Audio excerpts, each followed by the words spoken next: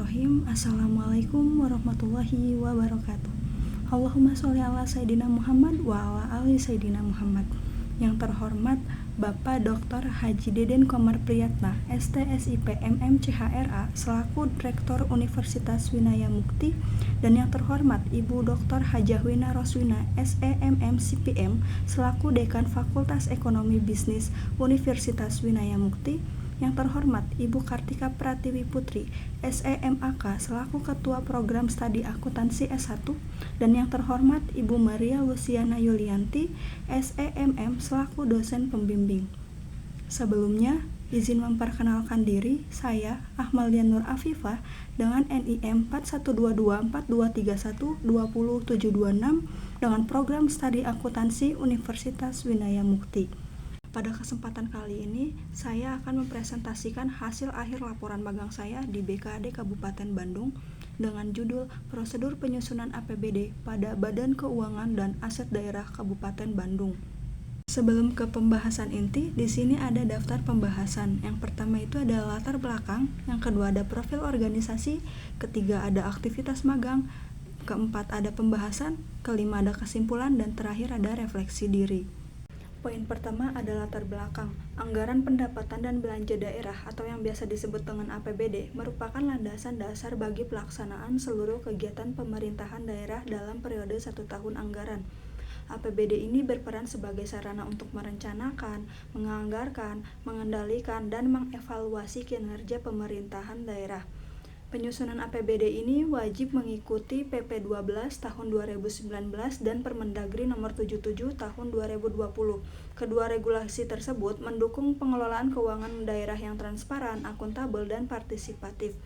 BKAD Kabupaten Bandung ini memiliki peran penting dalam penyusunan APBD yang mencakup KUA PPAS, RKA SKPD, RAPBD, Perda, dan Perkada yang melibatkan beberapa aktor seperti kepala daerah, DPRD, SKPD, dan masyarakat dengan melalui Musrenbang. Selanjutnya, evaluasi atas praktik yang dilakukan selama magang. Penulis melaksanakan magang di BKAD Kabupaten Bandung pada tanggal 3 Maret sampai dengan 30 Mei 2025. Kegiatan yang dilakukan meliputi menelaah dokumen perencanaan, penyusunan laporan, serta merangkum isi dari PP 12 tahun 2019. Selain itu, saya juga mempelajari tahapan penyusunan APBD mulai dari KUA PPAS hingga ke tahap rancangan APBD. Selanjutnya, melakukan refleksi diri atas penerimaan magang. Selama kurun waktu 3 bulan menjalani magang, banyak sekali pengalaman yang saya dapat yang tidak didapatkan selama masa perkuliahan, terutama terkait dengan prosedur penyusunan APBD. Saat menjalani magang, saya berusaha mempunyai rasa tanggung jawab dalam menyelesaikan tugas dengan tepat waktu, serta meningkatkan kedisiplinan dan kemampuan beradaptasi di lingkungan kerja pemerintahan. Selanjutnya, profil organisasi. Berdasarkan Peraturan Bupati Bandung Nomor 82 Tahun 2023 mengenai posisi dan struktur perangkat daerah, BKAD merupakan lembaga pemerintahan daerah yang melaksanakan fungsi penunjang keuangan dan pengelolaan aset daerah yang dipimpin oleh kepala badan dan bertanggung jawab kepada Bupati dan Sekretaris Daerah. BKAD memiliki visi terwujudnya masyarakat Kabupaten Bandung yang bangkit, edukatif, dinamis, agamis, dan sejahtera, dengan misi mengoptimalkan tata kelola pemerintahan melalui birokrasi yang profesional, kehidupan masyarakat yang berlandaskan nilai keagamaan. Selanjutnya, struktur organisasi, di mana pimpinan tertinggi pada BKAD adalah Kepala Badan, dibantu oleh Sekretaris Badan dan Kepala Subbagian Umum dan Kepegawaian. Di BKAD terdapat 4 bidang utama, yaitu Kabid Anggaran yang membawahi Kasubid Penyusunan Anggaran 1 dan 2. Yang kedua ada Kabid Perbendaharaan, membawahi Kasubid Administrasi Perbendaharaan dan Kasubid Kas Daerah. Yang ketiga ada Kabid Akuntansi dan Pelaporan Keuangan, yang membawahi Kasubid Akuntansi dan Pelaporan Keuangan 1 dan 2. Dan yang keempat ada Kabid Pengelolaan Barang Milik Daerah, yang membawahi Kasubid Penilaian dan Penghapusan serta Kasubid Inventaris dan Pelaporan. Selain itu, terdapat juga jabatan fungsional seperti perencana muda dan analisis keuangan di setiap bidangnya. Selanjutnya, aktivitas magang. Yang pertama, melakukan pemahaman PP 12 tahun 2019 tentang pengelolaan keuangan daerah. di mana saya menelaah terhadap isi PP 12 tahun 2019 sebagai upaya memahami struktur peraturan dan ruang lingkup pengaturannya, yang dimulai dengan memahami asas-asas, aktor-aktor yang berperan dan bertanggung jawab terhadap pengelolaan keuangan daerah, serta tahapan proses pengelolaan keuangan daerah yang dimulai dari perencanaan, penganggaran, penatausahaan, pelaporan, hingga pertanggungjawaban. Yang kedua, melaksanakan pemeriksaan dokumen terhadap rencana bisnis anggaran atau RBA terhadap BLUD Kabupaten Bandung, di mana saya melaksanakan pemeriksaan RBA dengan tujuan untuk memastikan penggunaan anggaran telah sesuai dengan perencanaan yang telah ditetapkan, meliputi anggaran untuk operasional, pengadaan barang dan jasa, serta kebutuhannya. Yang ketiga, memverifikasi pergeseran anggaran. Melakukan verifikasi dokumen pergeseran anggaran hasil rapat TAPD pada beberapa SKPD untuk memastikan kesesuaian total anggaran dengan rincian perubahan, tidak melebihi pagu, serta tetap mengacu pada program prioritas daerah. Ketidaksesuaian ini diberi catatan oleh verifikator. Yang keempat, melakukan simulasi penyusunan laporan keuangan daerah. Menyusun laporan keuangan simulasi di beberapa dinas seperti Dinas Pendapatan, DPUTR, Disdik, dan PPKD, mulai dari jurnal umum hingga LRA, LO, LPE, neraca, dan perubahan SAL.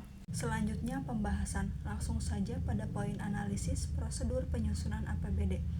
Proses penyusunan APBD ini dimulai dengan menyusun rancangan KUA PPAS, di mana kedua dokumen tersebut kemudian dibahas bersama DPRD untuk menghasilkan sebuah nota kesepakatan.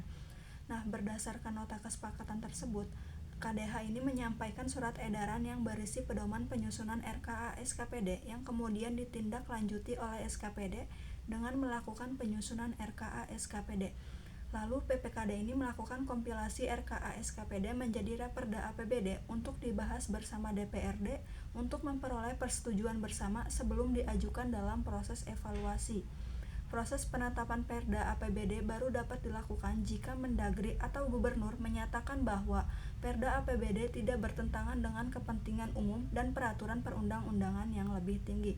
Nah, dalam kasus tertentu di mana DPRD tidak dapat mengambil keputusan bersama, maka kepala daerah dapat menyusun peraturan KDH tentang APBD versi sendiri tanpa melibatkan DPRD, namun tetap harus dievaluasi oleh Gubernur ataupun Mendagri.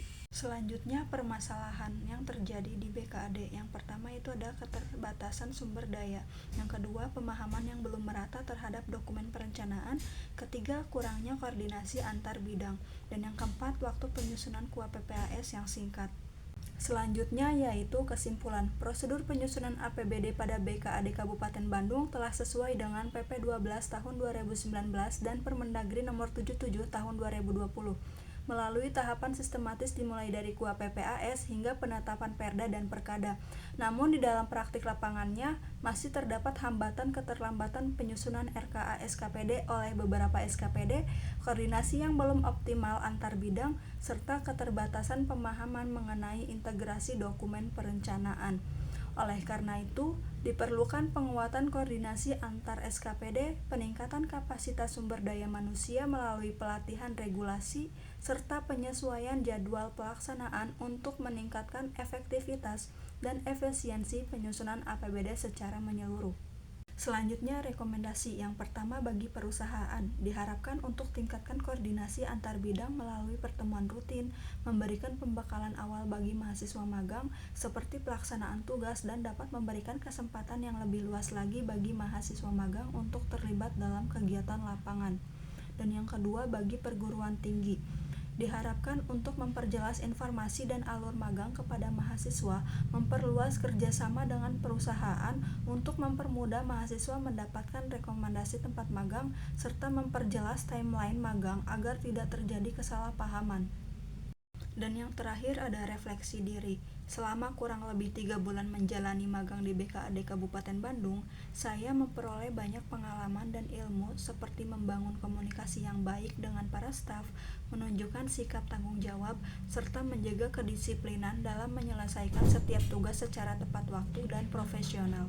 Demikian presentasi yang dapat saya sampaikan. Saya berharap materi yang telah dipaparkan dapat memberikan wawasan dan manfaat bagi kita semua.